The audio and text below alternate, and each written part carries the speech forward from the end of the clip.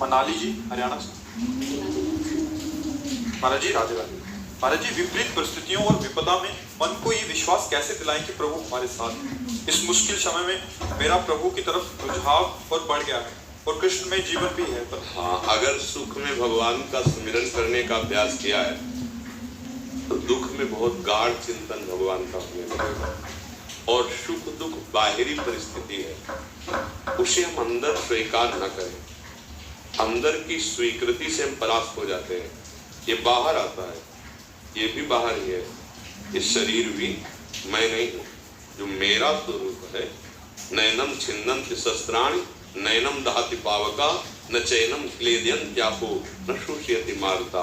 कौन सा ऐसा दुख है मुझे छू सकता है जब अग्नेय अस्त्र, वारुणास्त्र, वायुवास्त्र ये हमें छू नहीं सकते। हाँ, इस शरीर प्रकृति का है, इसने जो अशुभ कर्म किए वो दुख बनकर आएंगे, जो शुभ कर्म किए वो सुख बनकर के आएंगे। सुख भी यहाँ टिकाऊ नहीं है तो दुख भी यहाँ टिकाऊ नहीं है। जैसे बिना मांगे सबको दुख मिलता है, ऐसे बिना मांगे तुम्हारे कर्म के अनुसार सुख मिलेगा। तुम वो पुरुषार्थ करो जो तुम्हें सुख और दुख दोनों से महान ऊपर उठा दे, जो सुख दुख में समान, जो लाभ हानि में समान, जो जय पराजय में समान कर दे, उसी का नाम है भगवान की शरणागति, भगवान का भजन। और वो आप कह रहे तो विपत्ति में तो और गाढ़ हो जाना चाहिए, कहीं त्रुटि हो रही है। नहीं, कुंती जी ने तो भगवान से विपत्ति मांगी, भगवान ने कहा विपत्ति क्यों मांगा? बोले जब विपत्ति आती है तो आप मुस्कुराते हुए मेरे समीप नजर आते हो। आज जब हस्तिनापुर के सम्राट पद पर नहीं चाहिए, मुझे वो विपत्ति चाहिए जब आपका पीताम्बर फहरा रहा है और आप हमारी तरफ भागते हुए आ रहे हैं। जब हम सुख में भगवान का चिंतन करते हैं तो दुख में हमारा गाढ़ चिंतन होने लगता है, और जब हम सुख में उसका भोग करते हैं तो दुख को जबरदस्ती भोगना पड़ता है। इस सिद्धांत को मानिए, ये अध्यात्म, यहाँ जो भी उत्तर होगा वो तस्मात् शास्त्रम प्रमाणन्ते और अध्यात्म के अंतर्गत होगा। जब हम सुख को हर्षित होकर भोगे हैं तो जबरदस्ती दुख को शोकित होकर भोगना पड़ेगा। और अगर सुख को हमने समाज सेवा में लगाते हुए, भगवत चिंतन करते हुए उसका भोक्ता नहीं बने धैर्य पूर्वक, तो दुख भी आपको कोई प्रभाव नहीं दे पाएगा। बड़ा से बड़ा दुख, चाहे शरीर रोग से ग्रसित हो या बाहर भारी प्रतिकूलता हो, तो निराश नहीं। आप देखो, सुदामा जी को कई कई दिन भिक्षा नहीं मिलती थी और गृहस्थ थे, बच्चे थे। पत्नी कभी कभी बहुत ही दुखी होकर कह देती कि हम और आप भूखे रह सकते हैं, लेकिन इन बच्चों को केवल तुलसी दल और चरणामृत से हम कै दिन जीवित रखें।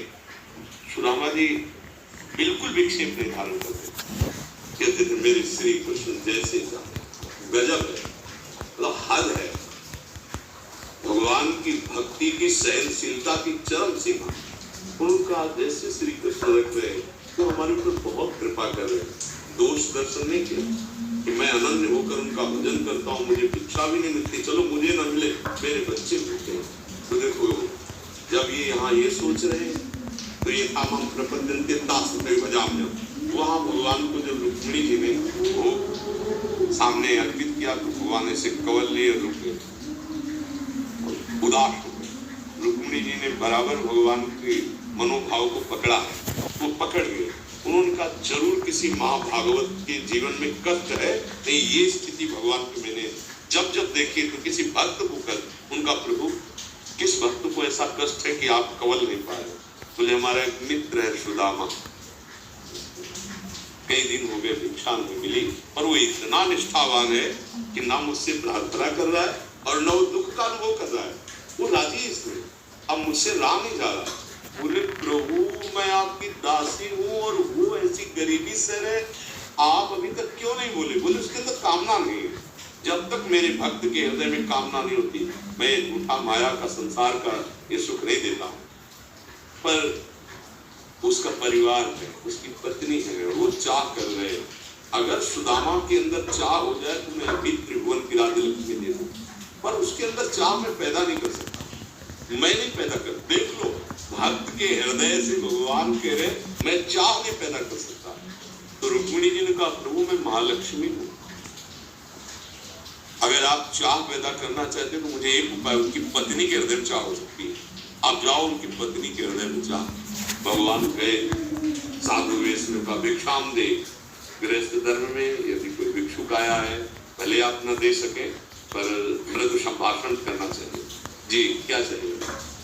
हमें धन चाहिए। नहीं, हम नहीं दे सकते, आप जल पी लीजिए, अगर उचित लगता है तो गेट खोलिए, नहीं अंदर से उत्तर दीजिए, हमारे यहाँ कोई है नहीं, आप फिर कभी आइएगा जब घर में कोई हो, अभी मैं असमर्थ हूँ।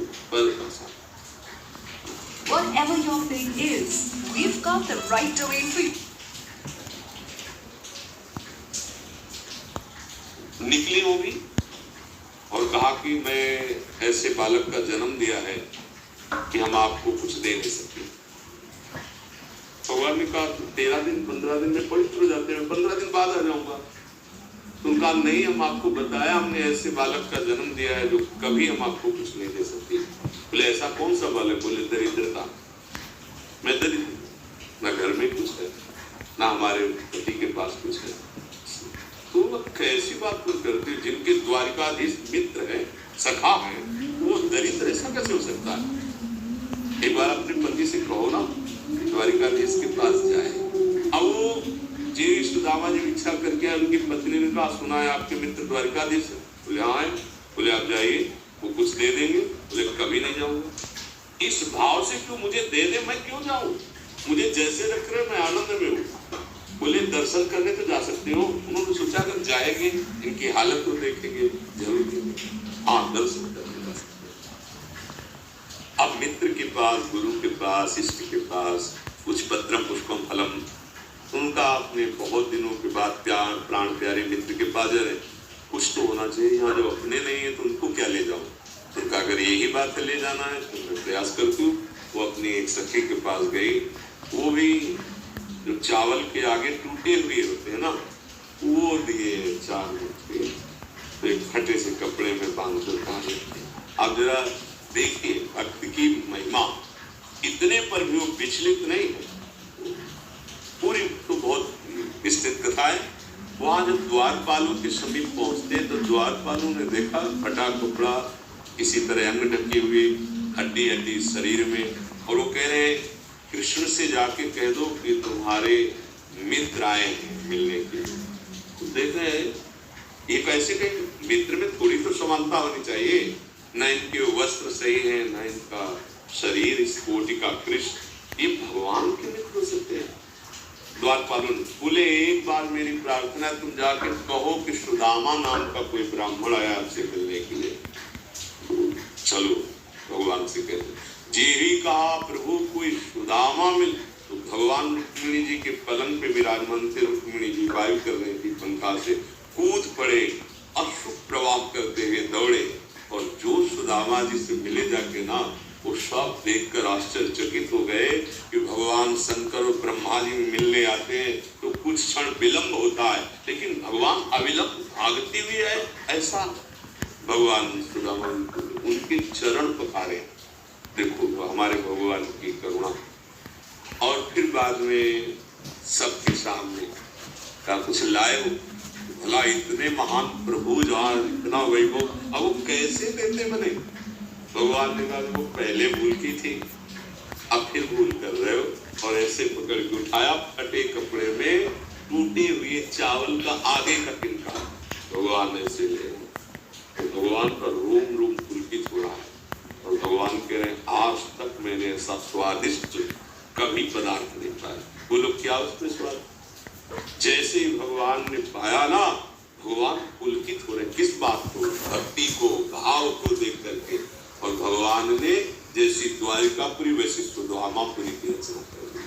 हम विपत्ति में घबराए, धैर्य रखें। जिस दिन हमारे स्वामी हम पर कृपा करके उस विपत्ति से निकालेंगे तो महान संपत्तिशाली हो जाएंगे, लौकिक और पारलौकिक। हमको डरना नहीं, घबराना नहीं। जैसे दिन नहीं टिका रात आती है, ऐसे रात नहीं टिकेगी दिन आएगी। ये सुख दुख का क्रम चलता रहता है। यदि हम सुख के भोक्ता बनेंगे तो दुख भोगना पड़ेगा। यदि सुख को हम बांटेंगे और भगवत प्रसाद मानकर नाम जप करते हुए अभिमान नहीं करेंगे तो दुख आएगा, पर वो हमें परास्त नहीं कर पाएगा। हमें ये चाहिए कि हम भक्ति के भाव को समझें, रहस्य को समझें। कुंती जी ने तो भगवान से दुख ही मांगा है, और सच्ची कहते हैं आज तक जो महान ऊंचाई पर चढ़ा है उसको इस दुख ने चढ़ाया है। इस विपत्ति ने चढ़ाया है। अगर विक्रम राणा ना होता तो मीरा जी की भक्ति को कोई जानता नहीं। पक्का समझो, ये जितना विरोध, जितना विपत्ति, जितना दुख प्रहलाद जी को हिरण्यकश्यप इतना दुख न देता तो उनको महान भागवतों में सर्वप्रथम नाम लेने वाली बात ना थी। कौन जानता कि प्रहलाद जी कैसे थे, क्या क्या विपत्ति, पर उसमें भी अपने प्यारे प्रभु को नहीं भूले तो उनका नाम भक्त शिरोमणि प्रहलाद जब उच्चारण किया तो पहले प्रहलाद नारद पराशर पुंडरी, सबसे पहले प्रहलाद। देखो, हमारा जीवन दुख सुख भोगने के लिए नहीं, हमारा जीवन दुख सुख से ऊपर उठने के लिए, और वो अध्यात्म। भगवान का नाम जप करते हुए सत्संग सुनते रहिए, आपको बल मिलता रहेगा दुख और सुख दोनों सहने का। हम लोग सुख में भूल जाते हैं, इतने भूल जाते हैं, मार उत्सव मना रहे खूब राजी हो, ये पता नहीं कि ठीक उसी समय विपत्ति का संयोग आ सकता है, उसी समय घटना घट सकती है। हम इतने निराश फिर हो जाते हैं कि हमें लगता है जीना भी ठीक नहीं है। ऐसे ही होता है, हम जीत गए तो इतने हर्षित हो गए, हार गए तो इतने शोकित हो गए कि जीवन से निराश हो। ये मानो दे ऐसे नहीं हुआ, मानो दे इतना महान है, दुर्लभो मानुषो देवो।